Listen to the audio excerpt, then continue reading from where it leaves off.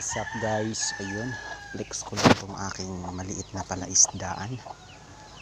Ayun, ito po yung aking maliit na palaisdaan po mga guys. Ayun, ito po yung ating tinatawag ko po itong community pond. Ayun, kasi iba't ibang klaseng isda po yung nandito. Meron po dito mollies, meron pong platis. Yan, dalawang uri ng isda po dito. Meron din po walang swordtail. Yan, kung nakikita niyo po yan, yan o. Dami po yan. At flex ko lang din po itong mga ginawa kong maliliit na pond. Yan, styro po yan. Dito po natin nilagay yung ating black mollies. Yan, mailap po sila kaya po nagtatago na sa ilalim yan. Mga siguro nasa 10 piraso. Yan, PKBM. Dito naman ang ating cheetah saka ang haluan na rin ata to ng 24K balloon mollies. Ayun, po, fix ko lang yung mga isda ko, no? Dito naman yung ating marble mollies or spotted. Ayun. Wala yung pinaka favorite ko dito. Ito yung pinaka favorite ko sa lahat guys.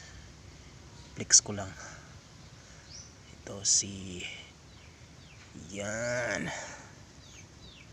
galing kay Boss Jeff yan, Jeff Salagusti. Yan, kung gusto nyo po na magagandang uri ng mollies, balloon mollies, search nyo lang po Jeff Salagusti. Yun, makikita nyo po yung mga magagandang isda. Dito naman yung ating pumpkin tsaka red blood swordtail. Hinalo ko po dito, hypin red blood swordtail po. Dito po kita nyo yung mga pumpkin po natin. Tingnan nyo, polmas yan, naka polmas yan. Ito, walang ibang nagmamayari po dito. Galing rin po ito kay Sir Jeff Salagusti. Yan o, yun, napakaganda, solid. Ito pang isa, polmas din to. Yun, napakaganda. Tsaka yung ating hypin red blood swordtail mga keepers. Yun, huli po tayo ng isang female, magandang female. Yan, ayaw pa huli. Ay naku, mailap. Yun, meron po tayong nilagay dito na sanki. Isang ay hindi pala sanki, Yamabuki, long body kasi ito. Ayun, tumalon. Ako naman.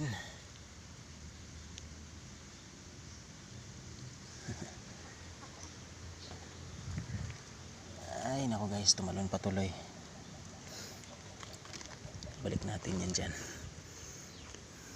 Kayo kasi. Ayan, yan po ang ating munting palaisdaan. Flex ko lang sa inyo yan. Yun o, kita nyo yan. Dito, itong lagayan na ito, meron po tayong nilagay dito na fry po ng ating red betta.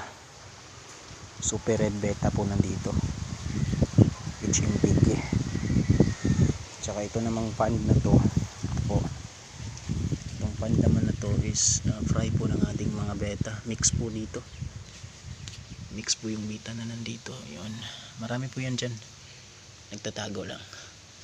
Ito naman, kakapakain ko lang kasi dito ng fry booster, kaya ganyan yung tubig.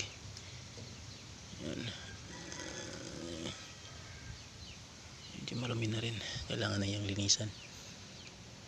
Yun, mga fry lang talaga yan nandyan. Pag may nakita akong fry ng mga mollies, kinukuha ko agad,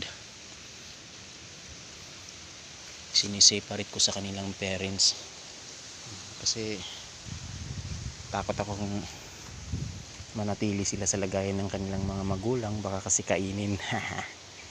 Yun, no?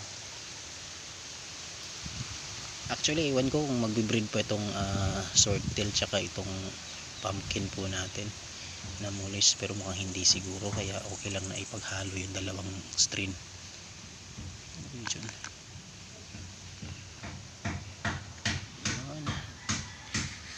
At dun po nagtatapos ang ating video. Yun, salamat mga lodi.